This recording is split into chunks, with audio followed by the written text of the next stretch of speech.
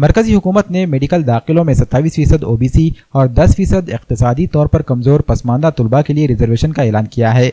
इस रिजर्वेशन के ऐलान के बाद मुख्तलिफ हलकों में माना जा रहा है कि मोदी हुकूमत का सबका साथ, सबका विकास और सबका विश्वास वाली पॉलिसी मुस्लिम तलबा को भी फायदा पहुंचाएगी। मरकजी हुकूमत के इस फैसले पर महाराष्ट्र बीजेपी अक़लियती मोर्चे के रियासती सदर हाजी एजाज देशमुख और महाराष्ट्र सेक्रेटरी एडवोकेट नदीम खान ने खुशी का इजहार किया है।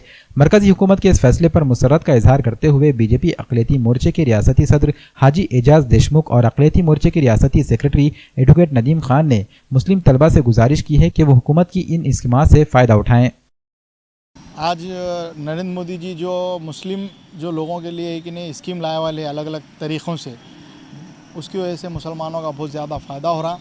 और जो मनमोहन सरकार थी उसमें 20 लाख लोगों का फ़ायदा होता था मुसलमानों का, जैसा मेडिकल फील्ड है, इंजीनियरिंग फील्ड है, और जो छोटे छोटे कारोबार वाले हैं, वेल्डिंग चलाने वाले, गैरेज, मैकेनिक, तो 10% अभी मुसलमानों को मरकज़ की तरफ से ना रिजर्वेशन दिया जा रहा, जिसके अंदर है कि नहीं 2 करोड़ मुसलमान फ़ायदा ले रहे अभी, और आने वाले दिनों में फ़ायदा और भी बढ़ेगा। इसलिए हम जो नरेंद्र मोदी जी हैं तो उनका हम एक तहे दिल से शुक्रिया अदा कर रहे हैं। और ये हमारी जो मुसलमानों के डेवलपमेंट के लिए मोदी जी कर रहे हो बहुत अच्छा काम कर रहे हैं।